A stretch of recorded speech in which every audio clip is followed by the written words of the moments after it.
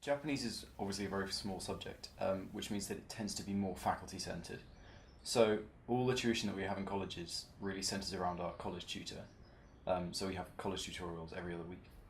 And those are sort of a general checkup on how we're doing, and they don't tend to be so focused on academic work. Our language classes, which are really the major element of the course, all take place at the faculty. And they're a bit more like being at school than most other subjects, I think. So we essentially just take language classes in the faculty every day. And then the cultural side of the course, which in first year is called East Asia Survey, is also pretty faculty centric. Although it doesn't always involve going to the Oriental Institute, it can sometimes be the more graduate focused Nissan Institute or sometimes separate colleges, depending on who's taking it. I think I was the exception rather than the rule because I had already had quite a lot of Japanese tuition, to the extent that really the reason I chose the subject was the reason that I feel most people choose their subjects, which was that it was the thing I was best at school and my favourite subject. So for me, the language tuition was pretty much in line with what I had before that. The other person who's studying Japanese at Pembroke had a completely different situation where she'd pretty much only studied online beforehand. And I don't think she found it a big shock transitioning to the kind of tutorials that we have now. And I would say that, in fact, the specific Oxford way of doing it tends to be really good for revising basics, even if you are really advanced at casual speaking, like my friend is, or are more in touch with the writing side already, like I was. I think it's good for building up a sort of core knowledge.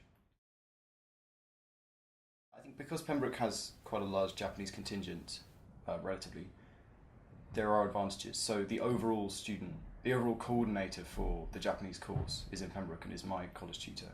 And she also takes some of our cultural tutorials.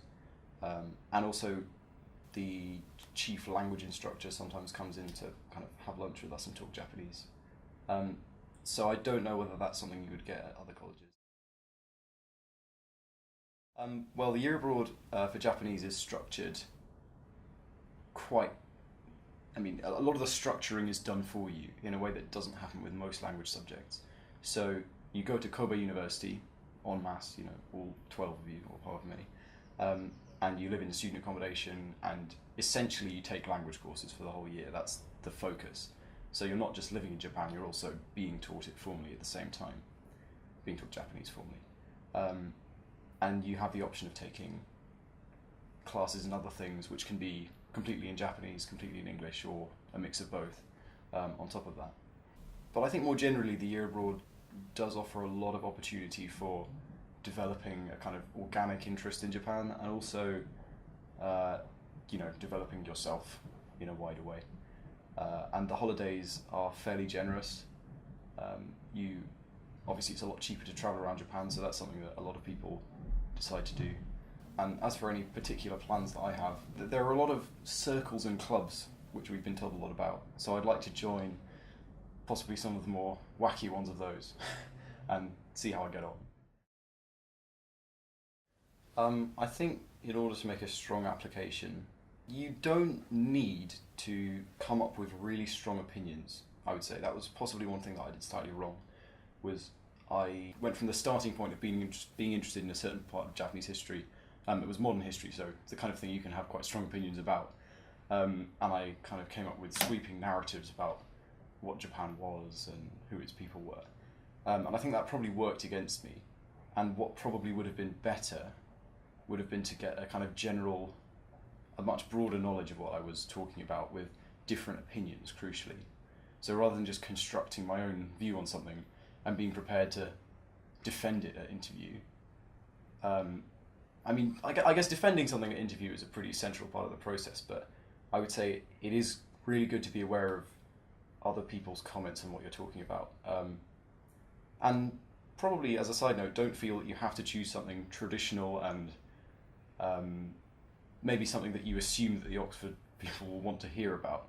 For example, the friend that I mentioned earlier who studied Japanese in her own time didn't really talk about anything like modern Japanese history like I did, which I kind of assumed everyone would.